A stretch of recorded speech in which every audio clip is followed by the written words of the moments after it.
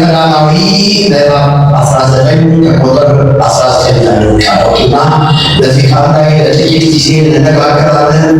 እግዚአብሔር ቃል እንከፋፈላለን፣ ደግሞ እንጸልያለን። እግዚአብሔር እንግዳ የሆነ ነገር አለ። አሜን።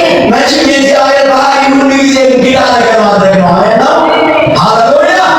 ለሰው የማይቻል እግዚአብሔር ይቻላል። መጽሐፈ ነገሥት ቀዳማዊ ምዕራፍ 19 ከቁጥር 19 በጌታ በኢየሱስ ስም አነበዋለሁ። እንደዚህ ይላል። ከዚያም ሄደ የሳፋንን ልጅ ኤልሳዕን በ12 ጥማድ በሬዎች ሲያርስ እርሱም ከ12ኛው ጋር ሆኖ አገኘው። ኤልያስም ወደ እርሱ አልፎ መጎናጸፊያውን ጫነበት፣ በሬዎቹን ተወ። ከኤልያስም በኋላ ሮጦ አባቴንና እናቴን ስማቸው ዘንድ እባክህ ተወኝ፣ ከዚያም በኋላ እከተልሃለሁ አለ።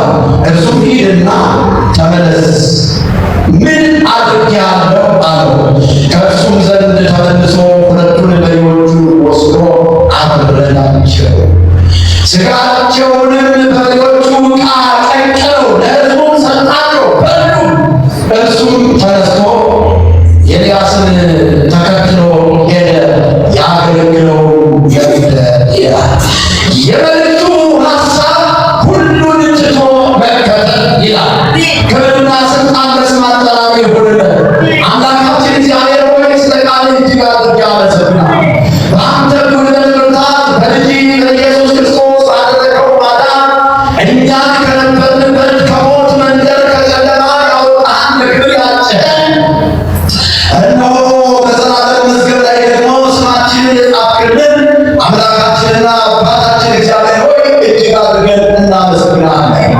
በእውነት ቸርነትና ምሕረትህ የማያልቅ ማለዳ ማለዳ ውዳሴ አዲስ የወርቅ ኤልሻዳይ በአርያም በነጭ ዙፋን ተቀምጠህ የውቅያኖስን ጥልቀት የምትመረምር ጸጉራችን እንኳን ሳትቀር በአንተ የተቆጠረች የዘላለም አምላክ እግዚአብሔር ሆይ በፀሐይ መውጫ እስከ መጥለቂያዋ ድረስ ስምህ ለዘላለም የከበረና የተመሰገነ ይሁን።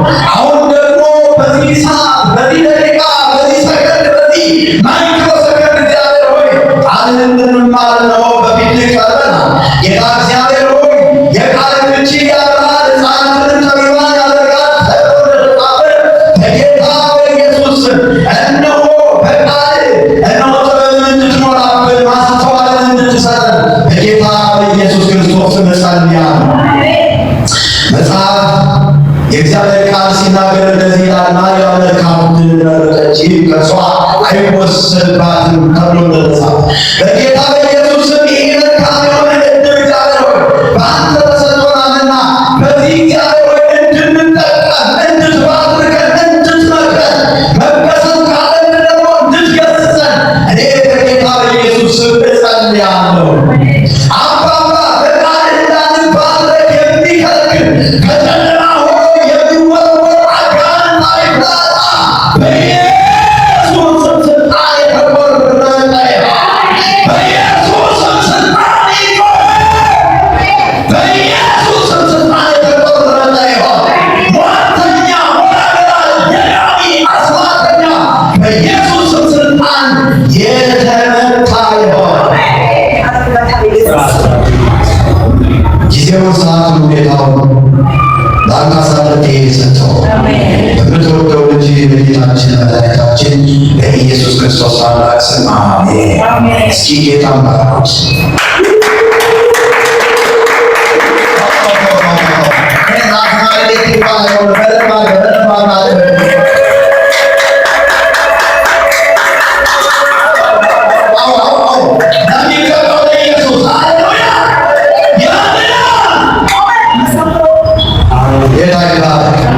ያ እንግዲህ ብዙ ነገር ስላሳለፍን እናውቀዋለን። አዝማሪ ቤቱንም፣ እንትን ቤቱንም፣ ጠጅ ቤቱንም፣ ምርመራ ቤቱንም አይተን የመጣን ሰዎች ነን እና በዛ ቤት እንኳን የሄድን ቤት ሲመጣ ነው የሚታደር ኖር ሀብል መሸሻ ይተራል ባለደረሱ የምንድነው ተፍርዳል እንኳን ታታኝ እግዚአብሔር ታገኝ እንኳን አጠፋው ካለ ብዙ የሚባል ነገር ግጥም ነበር ጻቶኝ እግዚአብሔር ባረከ ያንን አጠፋና ያንጂ ካለገና እግዚአብሔር ቃሉን ዝብሮ ይልክ አሜን ይላይካ አሜን ስለዚህ ሁለንተና ነገራችን እግዚአብሔር መዋል አለበት አሜን በስራሳችሁ እንቅስቃሴያችሁ እጃችሁ እግራችሁ አካሄዳችሁ ሁሉ ለእግዚአብሔር መዋል አለበት አሜን ሁሉ ነፍስ ይጀምረው እግዚአብሔር በስራስ ያለው ሁሉ እግዚአብሔር የማሰብት ነው አሜን ባዶኛ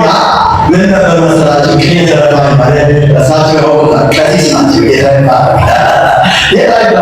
እና ከኔ ተረዳኝ ማለት የሆነ ጥንቅኔ አንድ ሰው እየተቀኘ እያለ ይመጣና ይነጥቀዋል የቅኔ መጠቅም ይባላል ለታች መንፈስ መጠናት አሜን ለዚህ ምን ማለት ነው ቸኩላ መንፈስ ለኢላማ ይሰጣል አሜን ይህ ዝም ብሎ በኖርማል የሚመጣ እንዳይመስልህ በኖርማል የሚመጣ አይደለም ይህ በአዲስ ነው የሚመጣው ይህ አዲስ መንፈስ በጌታ በኢየሱስም ከምድራችን ላይ ይጠርጋል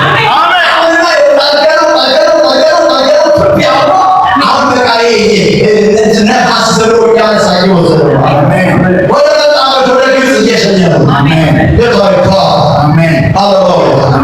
በዚህ በመጽሐፈ ነገሥት ቀዳማዊ ምዕራፍ 19 ቁጥር 19 ጀምሮ ባነበብኩላችሁ ክፍል እንግዲህ ኤልሳዕ የሚባል የእግዚአብሔር ሰው እና ኤልያስ የሚባሉ አበይት ነቢያት ከሚባሉት መካከል ያሉትን ሰዎች የእግዚአብሔር ሰዎች ትመለከታላችሁ እና የመልእክቱ ውስጥ እንደነገርኳችሁ ሁሉን ትቶ መከተል የሚል በዚህ ክፍል ነው ማካፈላችሁ ለጥቂት ደቂቃ ክብር ለእግዚአብሔር አሜን ሲካተላችሁ ያለውን ሰው ዝላችሁ አይታርጉና እንደዚህ በሉት ሁሉን ትተህ ተከትለሃል በሉት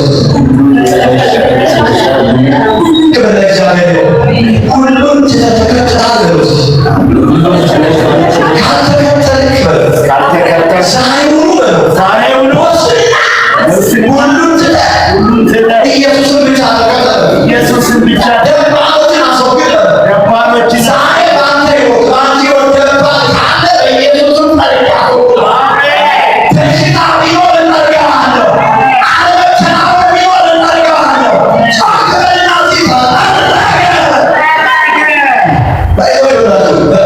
ቃሉ ሲነገር ነው የሚጠርቀው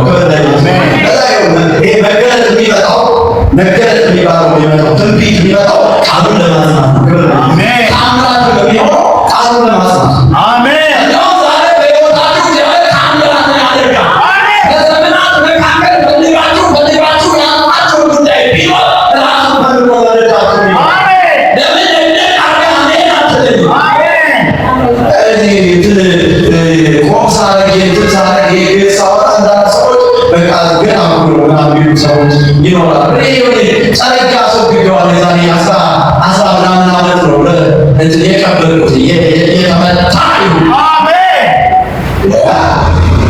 ስለዚህ ተጠቀሙ በቃ እናንተ ጠዋት ላይ በጣም ስጸልይ ጌታ ስገድ ስጸልይ የጌታ በመሳት ነገራል የተመረጡ ሰዎች ይመጣሉ አሜን ሃሌሉያ ይሄን ካመናችሁ ተመጣችሁ የመጣችሁ እናንተ አሜን አሜን ዛሬ ይጠቀምባችሁ አሜን ለሚል ሰው ሆኖና አሜን በዚህ ስራ ላይ ኤልሳዕ የሚባል ሰው ባግራውንዱን ስትመለከቱት እጅግ ባለጸጋ ሰው እንደነበረ መጽሐፉ ይነግረናል ባለጸጋ የሆነ ነገር ግን ለእግዚአብሔር ፍቅር እና ለጥራቱ ሁሉን ጥሎ የተከተለ ሰው እንደሆነ ታያላችሁ።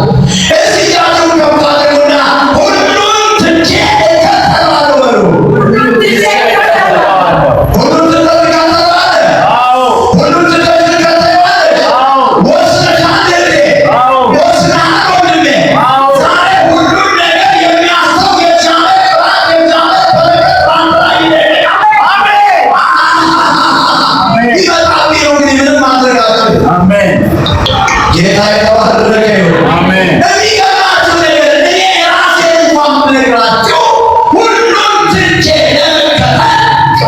መጥቶብኝ ነው። አሜን። ወንጌሉ መጥቶልኝ ነው። አሜን። ጭፈራቴ ያስተውኝ ነው ኢየሱስ ማለት። አሜን። ሃሌሉያ አሜን። ጌታ የተባረከ ይሁን። አሜን። ጥንቆላ እኮ ያስጣለኝ ኢየሱስ ማለት። አሜን። ዛሬ ከባድ ሆኖ ያለ ነገር በጌታ በኢየሱስ ከእያንዳንዳችሁ ላይ ይራገፍ። ምን ይሻለኛል ዛሬ? አቋራችሁን የሚያራግፍ የእግዚአብሔር መንፈስ ነው የሚመጣው። አሜን። የእግዚአብሔር ቅባት ነው የሚመጣው። አሜን። ትናንትና በጴጥሮስ በጳውሎስ የነበረ ያልቃል በአንተ ላይ ይመጣል። ወስነሻል እህቴ፣ ወስነሃል ወንድሜ።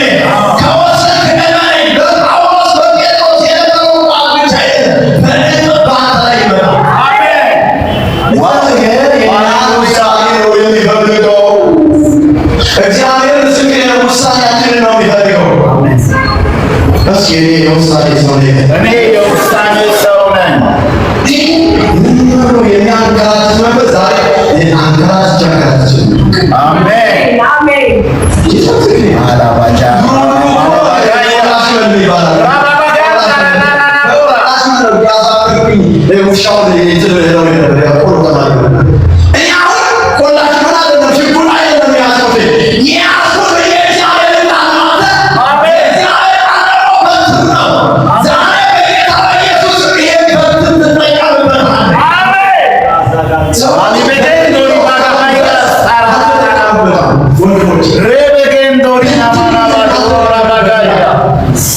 አሜን። ጦር ይዘህ ካልወጋበት ምን ይሰራል? አንሳው እንጂ ያዝከውን ጦር፣ ጨብጠው እንጂ ያዝከውን ሰይፍ ተጠቅምበት። ብዙ ጠላት አለ ሌሊት ሌሊት የሚዋርድ 9 ሰዓት 6 ሰዓት የሚዋርድ፣ አንተ ግን እንቅልፍህን ታንቀላፋለህ። ታስታውሳላችሁ ጌታ ኢየሱስ ክርስቶስ ወደ ተራራው ይወጣና ሲጸልይ ደቀ መዛሙርቱ ያንቀላፋሉ፣ ያንኮራፋሉ።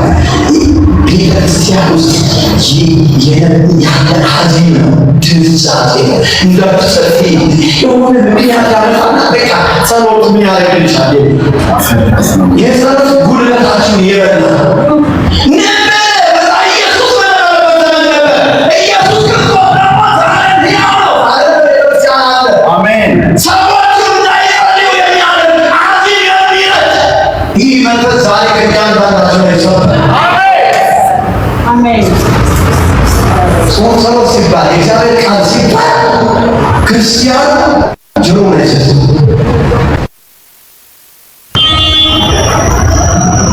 ይህ ጆሮ ይመስላችኋል? ከመናፍስቱ ዓለም የሚረጭ ከመናፍስቱ ዓለም የሚላክ ፍላጻ ነው። ይህንን ፍላጻ ዛሬ እንቆርጠዋለን። ለምን በእምነት አሜን አትበሉ? ሃሌሉያ። ኢየሱስ ወደ መንገድ ተራራ ወጣና ተንበርክኮ ሲጸልይ የሚገርማችሁ ነገር አይደለም እሱ ይቅርና የለበሰው ልብስ ሳይቀር ተለወጠ ይላል። አሜን። ዋናሲሁኒ ጻዕዳ ከመረበ የዋለ ግርግሩና አሜን። ይቸግሩኝ አላባጋ ቸግሩኝ በዚያ ተመለጠው ሜራ ባጆራ ባጋያ አሜን። ልብሱ እንደሆነች ሆነ ይላል።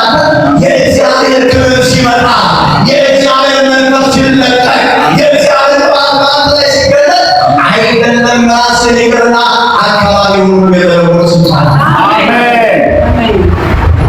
ይህን እኔ እዚህ ከመናገሬ ከመጸለዬ የተነሳ እዚህ ብሎክ ውስጥ የሚንቀሳቀስ የአጋንንት ስራ ይፈርሳል። አለዚህ አሜን። አሜን። ለካ አድርገውና ተቀላቅላ አስከትለ ምን ማለት ነው? ጨለማና ብርሃን እንዴት አብረው ይቃወማሉ? በቃ አሁን መብራት ብናጠፋው እኮ ጨለማ ነው የሚሆነው። ጨለማ ይስማማል እንዴ? አይስማማም። አንቺ ባለሽበት ማብራት፣ አንተ ባለበት ማብራት ተነሽና አሜን ይሎሻል እኮ። አሜን። አንተ ወጡ ብርሃን ብላለህ። እናንተ ያለ ብርሃን የምድር ጨው ናችሁ። የምድር እዚህ እንጀራ ይመስል ያለ ይሄ መፍትሄ ዛሬ በኢየሱስም በአንተ ሕይወት ይገለጥ።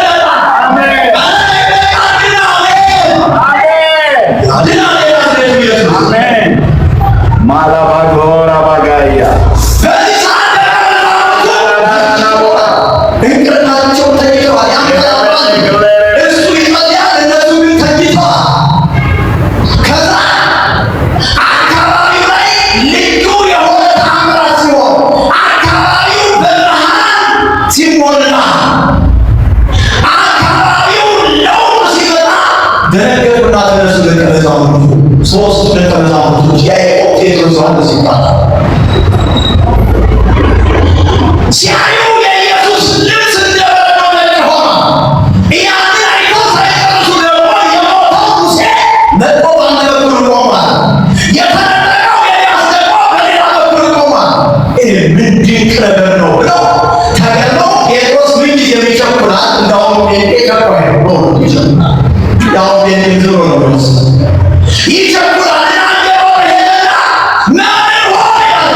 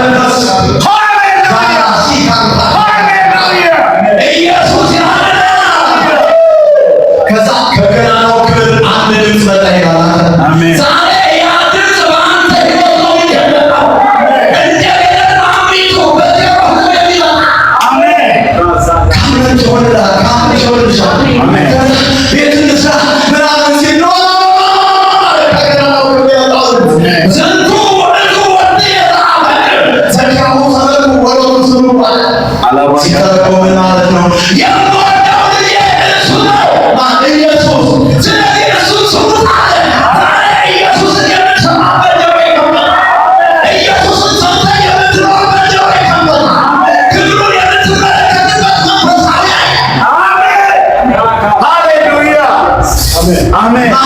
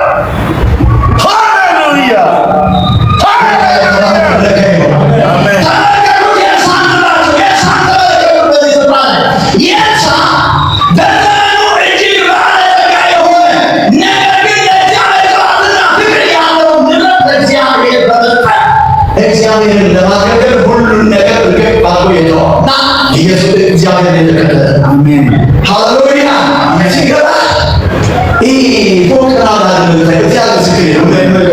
ፎቅ የሆናችሁ ጥሩ ነው አጠላበል ፎቅ መጥቶ ግን ኢየሱስን የሚያስላት ከሆነ ምን ያደርጋል? የዚህ ያለ መጤት ነው። ለምን ጤት ነው? እኔ ባገር ጴጥሮስን እጣ በነበረ ጊዜ እኮ 35 ሚሊዮን የነበረ ሰው ምን ያደርግልሃል? በዛም ዘመን 35 ሚሊዮን 1 ቢሊዮን ብር ማለት ነው። ምን ያደርግልሃል? ከዚህ ከሀያት ጀምሮ እስከ መገናኛ ድረስ ያለው ከተማ ለአንተ ቢሰጥህ ምን ይጠቅምሃል? ኢየሱስ ከሌለ ቆም ብለን እናስብ እንጂ በማቴዎስ ወንጌል ምዕራፍ 21 በማቴዎስ ወንጌል ምዕራፍ 6 ቁጥር 21 ላይ ምን የሚል ቃል አለ መሰላችሁ? ሀባሎ መዝገብከ እየይህብብከ ይኸው ግዕዝ ነው የሚቀርበው። አሜን መዝገብ ባለበት በዛ ደግሞ ምን አለ? ልብህ አለ። ምክንያቱም ገንዘብ ባለበት ልብህ አለ። ልብ ደግሞ መዝገብ ነው። ትጠመዳለህ። ያንን ነገር እያሰብክ ትጠመዳለህ። ይህ የሚያጠምዳችሁ ነገር ዛሬ ቆርጠዋል። ከሞት ለኢየሱስ ኑር በለው። ጌታ ይባረክ። ጌታ ይባረክ። ጌታ ይባረክ። አየው የእሳት ሲገባው 12 ባል መሬት የነበረው ግዕዝ ልቡ በዛ እንዳይጠመድ በገንዘቡ በከብቶቹ እንዳይጠመድ ምን ማድረግ አለ? ማለት አለበት። ነቃቅና አሳደቡት አለው። አለቤት የምን ነው ግን አደቡት አለው።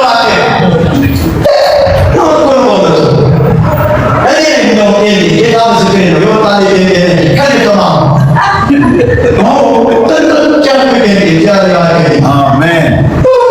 ስሙን ብቻ ይዘህ ካልመርከው ያደርግልሃል። እንዳንድ ሰው ቤንዴ ይባላል ነይ ጌታ የተባረከ አሜን አልጄ ወጣሁኝ። ቤተሰቦቼን የቤተሰቦቼን ችግር ያላቸው ለክርስቶስ ፍቅር የኔ እኮ ቤተሰቦች ቤት ይመለካሉ። የምን ጌታውን ሲኖስ ሆኑና ስማፓስ ያስማ ተብሎ ተጣጣባቸው እኮ ነው ካገሬ አያምንም እንዴ? በስጋ ስቶ ያምናል በስኮል ብር ሃሌሉያ አሜን ሃሌሉያ። ስለ ክርስቶስ ብትነቃቁ የክብር መንፈስ የእግዚአብሔር መንፈስ ያጠባችኋልና ብፁዓን አሜን ናም ይወጣው አሜን በቃ ሲገባ አንድ ያደረገው አሜን ልባላችሁ አሜን ተፈላላችሁ ወይስ ልባላችሁ? ከናንተ ይዛችኋል ወይስ ልባላችሁ? ሁለት ነገሮች አካተዋቸዋል።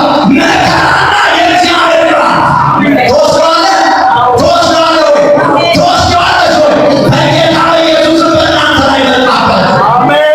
መከራውን ቅባቱን ብትፈልግ በምንጭ የእኛ ገር ሰው ይላል መሰለህ ጥሩ ነገር አንድ ባለጌ ልጅ ከቤተሰብ አንድ ባለጌ ልጅ ካለ ልጆች ተሰብሰቡ ይባላል። በቃ በጣም ጥሩ የሆኑ ጸባይ ያላቸው ልጆች እንጎቻ ይሰጣቸው እና ተሻጋራቸው እንጎቻ ይሰጣቸው እና ያ ባለጌ ልጅ ቁጭ ይልና እንቁልጭ አታውቁትም የተረጋጋች የሀገሬ ባህል የቀበሌኛ ትመስላለች። እንቁልጭ ከዛ ያለቅሳል። ከዚህ በኋላ ካልባለቅ ይሰጣል። እነዚህ መከራውን ካልፈራሽ ይሰጥሻል።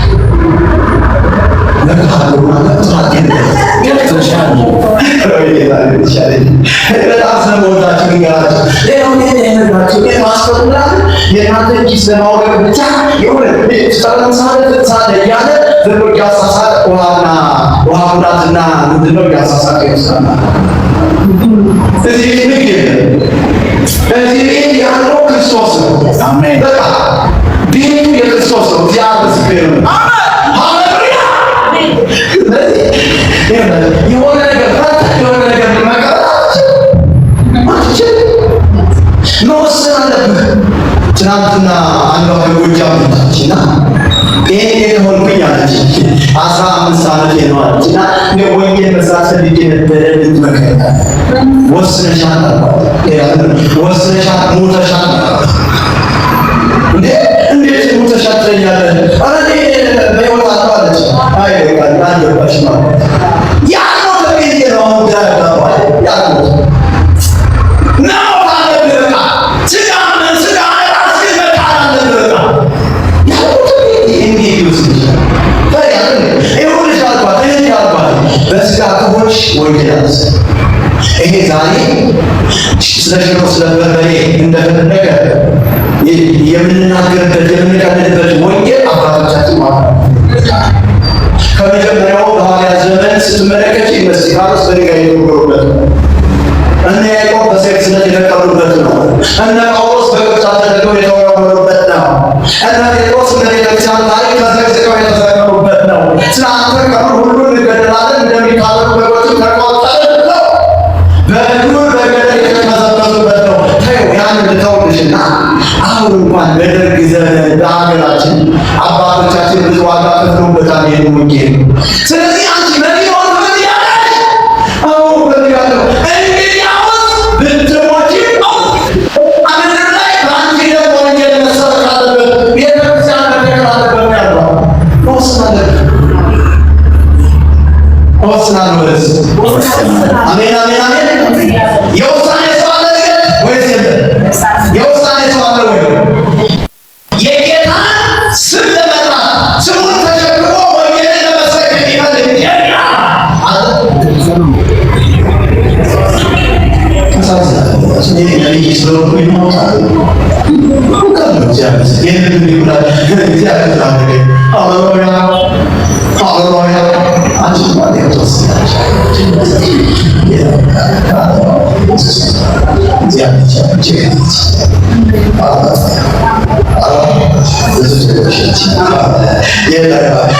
ኢየሱስን የጥበብና የማስተዋል መንፈስ በጌታ ኢየሱስን ዛሬ ይሙላ።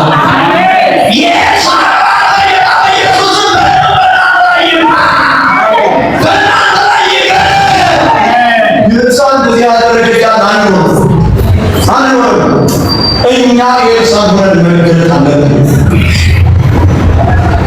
እኔ አሁን እዚህ እግዚአብሔር ተገኘ በእምነት ይገባዋል። ምንም ዘመድ ባንሳ ዝም ብሎ የሆነው የትካይ ሳቄ በደንብ ያው ያንተ ስራ ነው ፔንስ ያለና አንተ ዘው ትበል አንዱ ይሄንን ተካልኩ ማለት ምን በቃ ገንዘብ ታው ቆንሰላ ይሄድኩኝ 500 ብር ነው ለካካው አጣም ነው መስለው ማለት ነው። ከዛ ወደ ጥርስ የተሰው አባሽ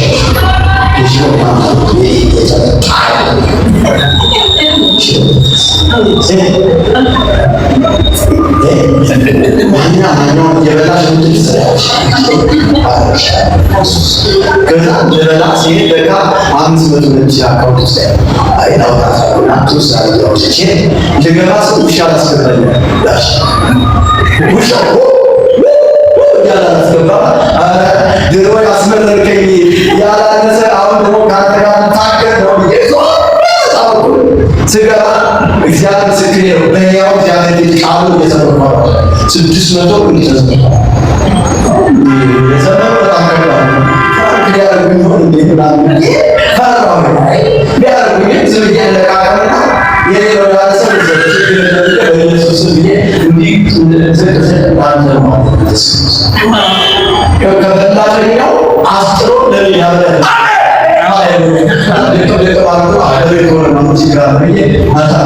ከዛ ሲሄድ እንደተነሳ መሳት በገና ታበለማለች። ታዲያ ይሻላል ምርጥ የሆነለት ስራ እናሏል። እሺ ቁጭ ምርጥ ብለታ አላች ዱለቱን 1-3 እንደጎረሱ ላይ እንትን ጥርሱ ደርሷልና እኔው ጥርስ ሰዓት ይሰጠኝ በጣም ማለት ጥርስ ጨምርት ብላ አንድ ጥርስ አንድ ጥርስና አንድ ብለት ቀራቂ በልቼ ወደች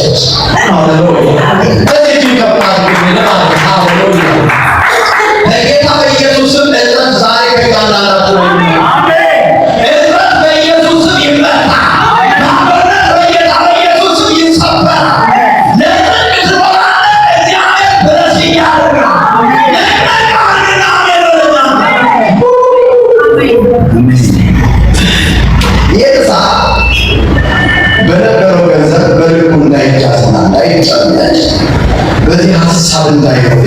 አስቀድሞ ያለውን ነገር ማስወገድ፣ ያለውን ነገር ወደኋላ እንዳይጎትተው ምን ማድረግ አለ? ወስኖ ማጥፋት፣ ማስወገድ። እስኪ ማቴዎስ 9:9 ነው ማለት ነው። ማቴዎስ 9:9 ምን ይላል? ምን ይላል? ዛሬ ተዛብኝ ማቴዎስ 9:9 እዛ አካባቢ ያስ አረጌ ካይተባለ ረገው ዛሬ የኤልሳ መጎናጸፊያ ሳይሆን የኢየሱስ መጎናጸፊያ ያያል። አሜን አሜን። ኢየሱስ ከኤልሳ ይበልጣል። አሜን ከነቢያት ይበልጣል። አሜን ከሐዋርያት ይበልጣል። ከመላእክት ይበልጣል። ስለዚህ ዛሬ ብርሃኑን ትካፈለዋለህ። እዚህ ግባ ብለው ነቢይ ምስኪኑ ቅባት እየካቱ ከበረኩኝ ቅባቱ ዝም ብሎ ከላይ ይፈስብሃል እንጂ እኔ ቅባት ዘይት በተወደደ ዘይት አምጥቼ አልገለብጥም።